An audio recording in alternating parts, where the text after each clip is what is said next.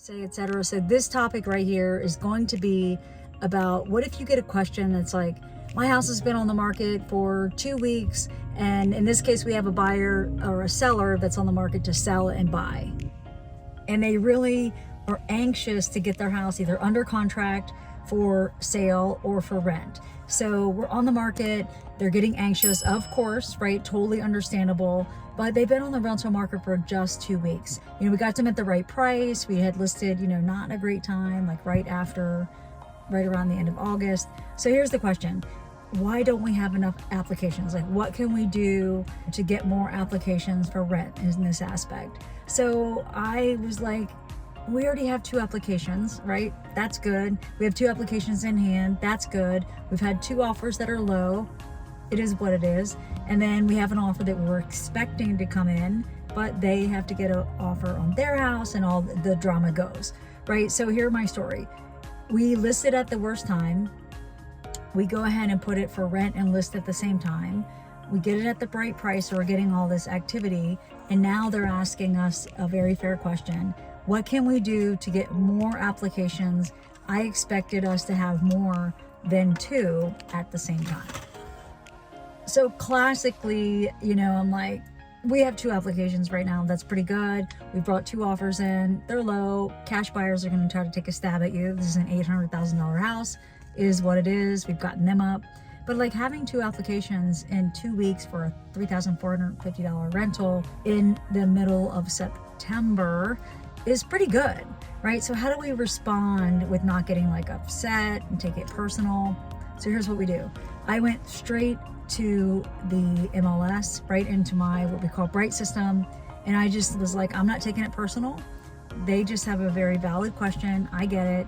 They don't know that necessarily this is actually good that you have 2 applications at the same time. And so I pulled up the facts. You know, I did my own research, and what I did is rentals, I usually go back a year because there's not like quite the quantity, but I was like, let me look at this time of the year, because what we want to do is we want to see like, what is the average, right? When we are not like in a summer season, which in this case is not, you know, what's the statistics for when a house might actually go under contract for rental versus when it might take longer, right? So what I realized is that if I went to the facts, this is what I found. First of all, I pulled up 14 listings. There was 14 listings in the criteria, 50% of which went under contract in the summer months, which means that the other 7 were spread out over the other 9 months of the year, right? So also that means that we're not in the right timing. So I explained that. I said 50% of the houses of the 14 that were listed for rent in the last 12 months had gone under contract or rented in the summer, which means that's the hottest time of the year. And it takes an average of 14 days to get a classic rental in this price range, in this size, under lease. So we, my clients, have been on the market for 14 days. We currently have 2 applications, which means that we're in the right price zone and we are doing what we should be doing and having the results in the market that we're playing in. However, obviously they realize when I say 50% of them rented in summer, I don't need to repeat to them that they realize that we're a little bit out of season.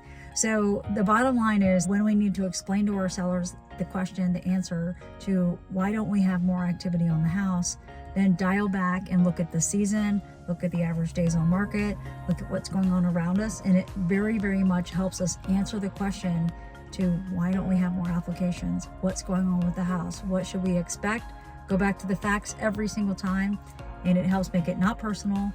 We know what's going on and they do too. So that's one of the negotiations, the objections, the managing clients on their expectations in a changing market and in any market. So I hope this has helped. If you'd like more tips and tricks like this, then just go ahead and drop in the comments, yes, please. And then we will go ahead and add you to our mailing list. So put on yes, please, and then we will reach out and look for your email. All right, talk to you soon.